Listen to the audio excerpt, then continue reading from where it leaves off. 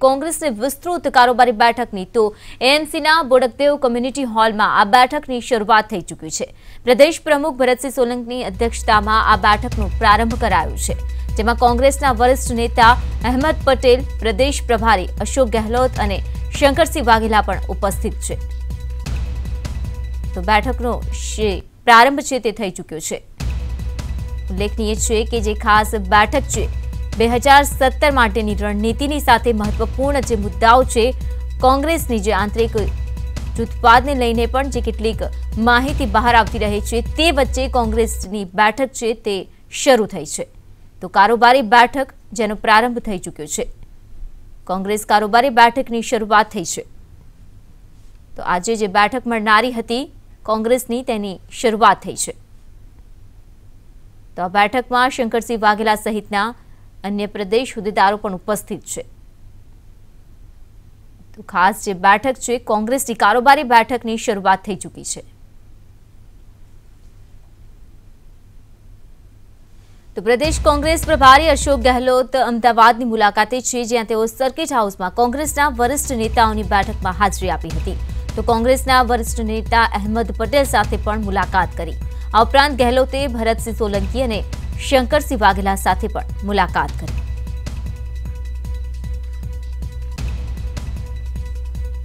तो अशोक गहलोते अहमद पटेल साथे मुलाकात करी छे। आज ज्यारे तेओ गुजरातमां छे, खास कारोबारी बैठक छे ने आ तरफ तेमणे खास मुलाकात पण करी हती।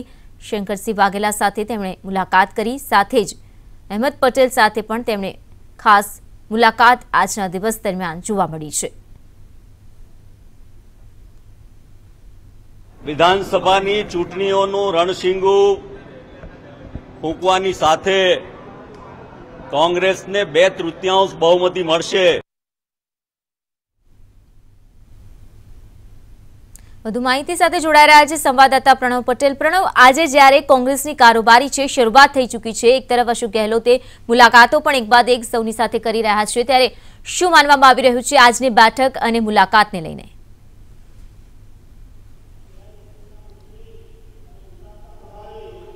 ચોક્કસ કહી શકાય કે આજની જે બેઠક છે પ્રદેશ કોંગ્રેસની વિસ્તૃત કારોબારીએ વિધાનસભા ચૂંટણીનું એક રણસિંગુ ફૂંકવાનો કાર્યક્રમ પણ કહી શકાય, કારણ કે જે રીતે અશોક ગેહલોત ગુજરાતના પ્રભારી બનાવ્યા બાદ પ્રથમ વખત તેઓ ગુજરાતના પ્રવાસે છે।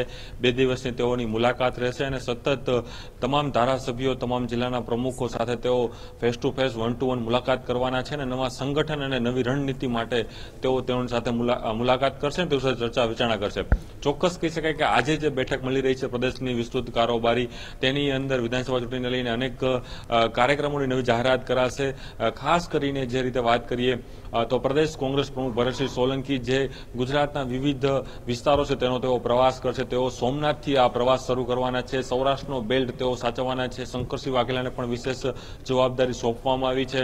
સાથે જે રીતે કોંગ્રેસની જે કિનારો બચાવ યાત્રા ચાલે છે તેનું પણ અહીં અભિવાદન કરવામાં આવ્યું હતું। સાથે જ બીજા અન્ય 4 ઠરાવો કોંગ્રેસની જે કારોબારી છે તેમાં મુકાયા હતા। તેમાં એજ્યુકેશનની વાત હોય, સૈનિકોને જે શહીદ થયા છે તે વાત હોય, ખેડૂતોના મુદ્દા હોય, તે તમામ ઠરાવો અહીં પસાર કરવામાં આવ્યા હતા અને બહુમતી સાથે રાજ્યપાલ સમક્ષ આ ઠરાવો મૂકવાની વાત અહીંયા થઈ હતી। ચોક્કસ જે કારોબારી છે, કારોબારીની અંદર આગામી જે રણનીતિઓ છે વિધાનસભા ચૂંટણીને લઈને તેની ઘડવાની જાહેરાતો આ કારોબારીમાં થઈ શકે તેવી વાત થઈ રહી છે। જ્યારે પ્રદેશ કોંગ્રેસ પ્રમુખ ભરત સોલંકી સાથે વાતચીત થઈ હતી ત્યારે પ્રદેશ પ્રમુખ ભરત સોલંકીએ કહ્યું હતું કે આ ચૂંટણી બાદ કોંગ્રેસના કાર્યકર્તાઓમાં નવો ઉત્સાહ આવશે અને જે રીતે ભાજપ વાત કરી રહ્યું છે કે વિધાનસભા ચૂંટણીમાં 150 સીટો ભાજપને મળવાની છે, પરંતુ પ્રજા 50 સીટો પણ માત્ર ભાજપને આવે તો તે મોટી વાત છે અને 2/3 બહુમતીથી કોંગ્રેસ જીતશે તેવો દાવો ભરતસિંહ સોલંકીએ કર્યો છે। સાથે જ જે અશોક ગેહલોત છે, અશોક ગેહલોત આ બેઠકમાં ઉપસ્થિત રહ્યા છે।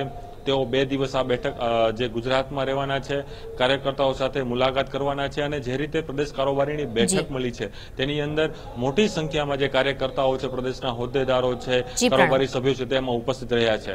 પ્રણવ, આભાર માહિતી બદલ। તો પ્રદેશ પ્રમુખોની સાથે સાથે હોદ્દેદારો, કાર્યકર્તાઓ બેઠકમાં ઉપસ્થિત છે, જ્યારે કારોબારી બેઠક શરૂ થઈ છે। ખાસ 2017 મિશનની સાથે રણનીતિ જે છે ઘડી કાઢવામાં આવશે આજની બેઠક દરમિયાન।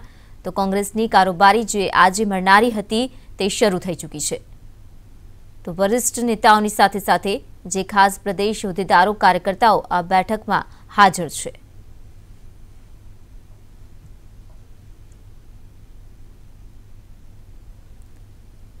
તો આજની જે બેઠક છે મહત્વપૂર્ણ બેઠક કોંગ્રેસની આ માનવામાં આવી રહી છે, કારણ કે આવનારી ચૂંટણીને ધ્યાનમાં રાખીને ખાસ મહત્વપૂર્ણ જે મુદ્દાઓ રહ્યા છે તે મુદ્દાઓ પર ચર્ચા કરવામાં આવશે અને રણનીતિ પણ ઘડી કાઢવામાં આવશે।